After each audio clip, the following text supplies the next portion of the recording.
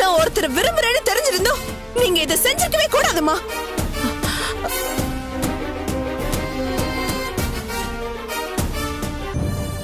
உன் விருப்பத்தை மீறி போகணும்னு நாங்க நினைக்கவே இல்லை. இந்த கல்யாணமாவது நீ ஆசைப்பட்டபடி நடக்கணும்னு நான் சம்மதிச்சேன். ஆனா அவர் பக்கத்துல இருந்து எந்த பதிலும் வரலையே. நீயும் அவரை கூட்டிட்டே வரமாட்டேங்கிறியம்மா. அவருக்கு இதுல விருப்பம் இருந்திருந்தா இந்நேரத்துக்கு வந்திருக்கணும். அவருக்கு விருப்பம் இல்லாம நீயே ஒரு நாடகம் போடுறேன்னு எனக்கு தோணுது. நான் எதுக்குமா நாடகம் போடணும்? உனக்கு இன்னொரு கல்யாணத்துல இஷ்டம் இல்ல, காலம் முழுக்க இப்படியே இருந்துடலான்னு முடிவு பண்ணிட்ட. நான் அதுக்கு ஒத்துக்க மாட்டேன்னு தான் நீ ஏதோ காரணம் சொல்லிட்டு இருக்க. இல்லம்மா, நான் அவரை லவ் பண்றது நிஜம்.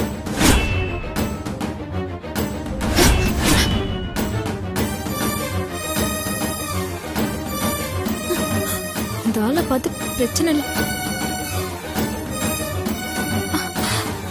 வித்யாக்கா, அம்மா. அப்படின்னா அவரை நேர்ல வந்து பேச சொல்லுமா. அது நடக்காத வரைக்கும் நான் இதை எப்படி நம்புறது?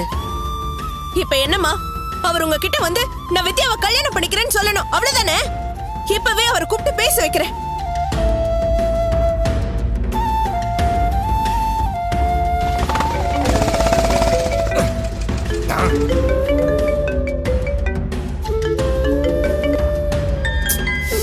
போன் அட்டன் பண்ண மாட்டேன்டி.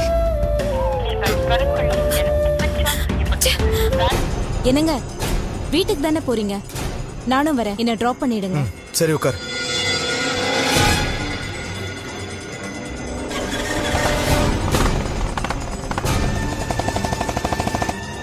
என்னாச்சு வித்யா? அவரே என்ன போன் எடுக்கல?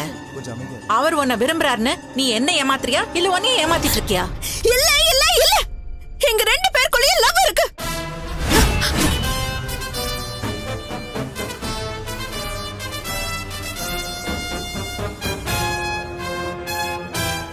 நீ சொல்றது அப்படியே உண்மை என்ன? அவரோட வீட்டு அட்ரஸ் சொல்லு. அருண் அனுப்பி நான் அவரை கூட்டிட்டு வர சொல்றேன். இப்பவே இங்கேயே இந்த குழப்பத்தை நம்ம தெளிவுபடுத்திக்கலாம். அவர் வந்து உத்தரவாதம் கொடுத்துட்டா நான் இந்த சம்பந்தத்தை வேண்டான்னு சொல்லிடுறேன். அவர் வரலன்னா நான் எடுத்த முடிவுதான் நீயும் ஏத்துக்கணும். அம்மா, எனக்கு கொஞ்சம் டைம் கொடுங்க, நான் அவரை கூட்டிட்டு வரேன். நான் நிறைய டைம் கொடுத்துட்டேன் வித்யா, எதுவுமே நடக்கல. இதுக்கு மேல என்ன முட்டாளாக்க பாக்காத. உன் பிடிவாதத்தை விட்டுட்டு நான் சொல்றத நீ கேளு. இதுக்கு மேல உங்ககிட்ட பேசுறதே வேஸ்ட்மா. நான் பேச வேண்டிய உங்ககிட்ட பேசிக்கிறேன். வித்யா, ஏய் வித்யா, சொன்னா கேளு. ஏங்க, நான் தான் ஒருத்தர் விரும்புறேன், அவரை தான் கல்யாணம் படிப்பேன்னு சொன்னல. அப்புறம் எதுக்கு என் தம்பியும் அம்மாவையும் கூப்பிட்டு வச்சு பேசுறீங்க? உங்களுக்கு அசிங்கமாவே இல்லையா?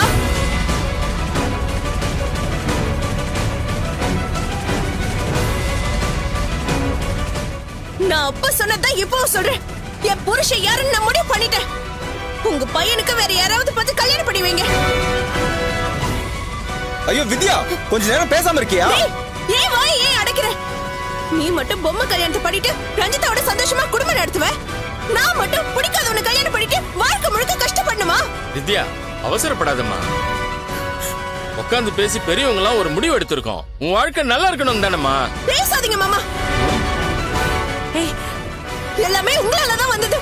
ஒரு தடவை சொன்னா உங்களுக்கு புரியாதா? திரும்ப திரும்ப ஏன் உங்களை கூப்பிட்டு வந்து என்ன சாவடிக்கிறீங்க? கோவில்ல வச்சு பேசி முடிச்சிடலான்னு போன் பண்ணி கூப்பிட்டது உங்க அம்மா தான். எங்களை ஏமாத்தி குணம் கெட்ட உன்ன மாதிரி ஒருத்திய என் பையன் தலையில கட்டி வைக்கலான்னு உங்க அம்மா நினைச்சாங்க. எங்க அம்மா பத்தி பேசுனீங்க, அவ்வளவுதான் சொல்லிட்டேன்.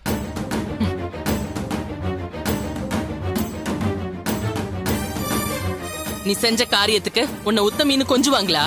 புருஷனை இழந்தவ இன்னொரு வாழ்க்கையை ஏத்துக்க கூட யோசிப்பா. ஆனா நீ எவனையோ காதலிக்கிறேன்னு வெக்கமே இல்லாம சபையில சொல்ற. உன் யோகியதை என்னன்னு இதுல இருந்தே தெரியுது. போதும், நிறுத்துங்க. இதுக்கு மேல ஏதாவது பேசுனீங்க மரியாதை கேட்டு சொல்லிட்டேன்.